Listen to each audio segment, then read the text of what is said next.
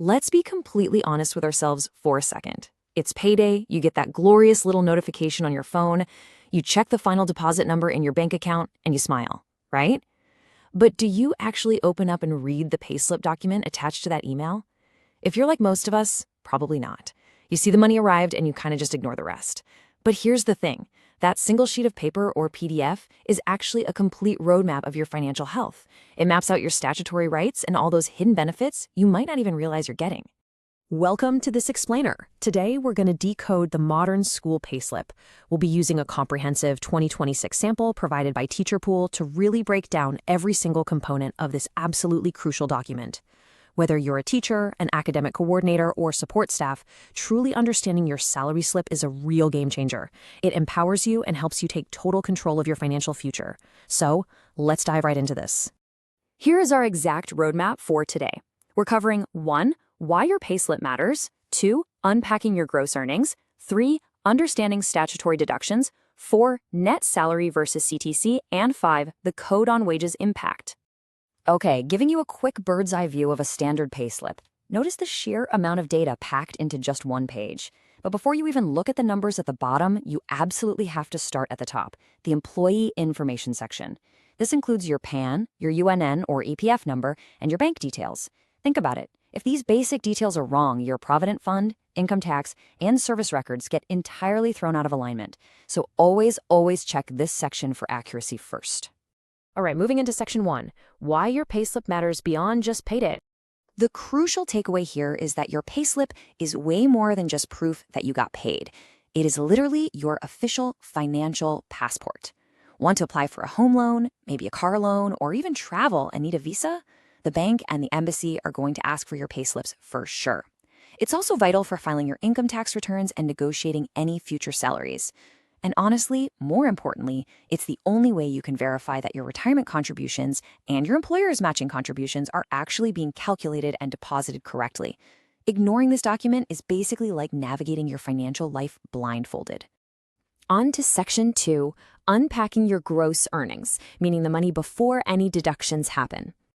I want you to think of your salary as a house.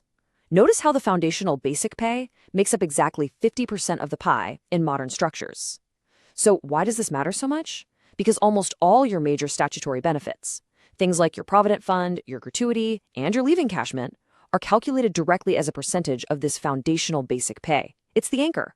The other 50% is then made up of various allowances. And speaking of those allowances, the education sector has some very unique ones that reflect the actual day-to-day reality of modern teaching. For instance, you might see an academic and research allowance to help offset the cost of books or curriculum development. There's often a professional development allowance for things like IB or Cambridge workshops. Then you've got extra classes or overtime pay for remedial classes or admission duties, which brings some much-needed transparency to the extra hours you put in. And of course, in today's age of digital assessments and constant parent communication, an internet and mobile allowance is pretty standard. These aren't just random numbers. They literally reflect your professional toolkit. Section 3, understanding statutory deductions. Let's look at these as necessary toll booths rather than lost money. You see all these acronyms? Every acronym in this alphabet soup has a very specific legal purpose. First, we have EPF, which we'll look at closer in just a second. Then there is professional tax, or PT, which is a state-level tax levied on salaried professionals. You might also spot LWF, the Labor Welfare Fund, which is a nominal contribution mandated in several states to fund healthcare and education for workers. And finally, TDS, which is tax deducted at source. This is just your income tax being paid in monthly installments, so you aren't hit with a massive, unmanageable tax bill at the end of the financial year. Let's zoom in on the EPF for a minute, because there's a massive misconception here. So many people think EPF deductions just magically reduce their income and vanish into the void. Fact check, EPF is absolutely not lost money. It is a mandatory, tax-advantaged retirement savings account. Every single month you contribute, your employer matches that contribution, and the government adds compound interest on top of it. Over a career, this quiet little deduction becomes one of your largest, most secure financial assets. You aren't losing money. You are literally just paying your future self. Moving to Section 4, net salary versus CTC. Let's clear up this incredibly common confusion. Let's look at the actual math here. Your net salary, which is your take-home pay, is simply your gross earnings minus your total deductions. That's the cold hard cash you get in the bank. But your CTC, or cost to company, is your gross salary plus your employer's statutory contributions plus perquisites and benefits. CTC represents the total financial outlay the school incurs to employ you for the year. It is not your monthly spending money. Dividing your CTC by 12 will literally never give you your take-home pay. Let's step through how a CTC is actually built from the ground up.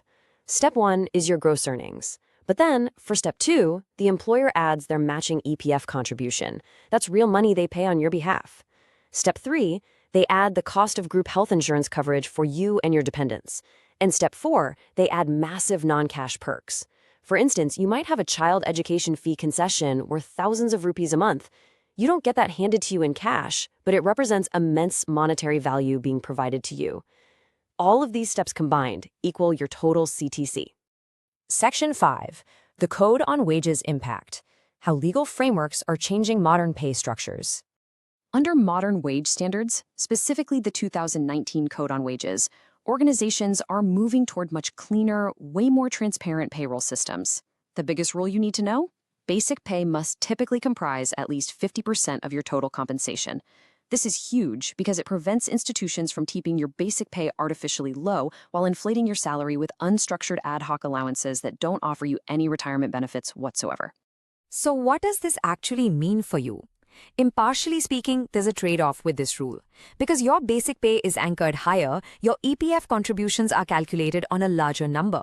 In the short term, this means your monthly take-home cash flow might shrink slightly. However, in the long term, you are getting significantly higher retirement accumulation and substantially larger gratuity payouts because gratuity is also calculated directly on that basic pay. It's essentially a mandatory shift from immediate gratification to long-term financial security. This quote really hits the nail on the head and sums up our whole explainer perfectly. Your payslip is so much more than a monthly receipt. It's a comprehensive record of your professional worth. By taking just 5 minutes every month to review these components, checking your allowances, verifying your EPF and TDS, and really understanding your CTC, you protect your rights, ensure compliance, and maximize your earning power. Financial literacy empowers educators, plain and simple.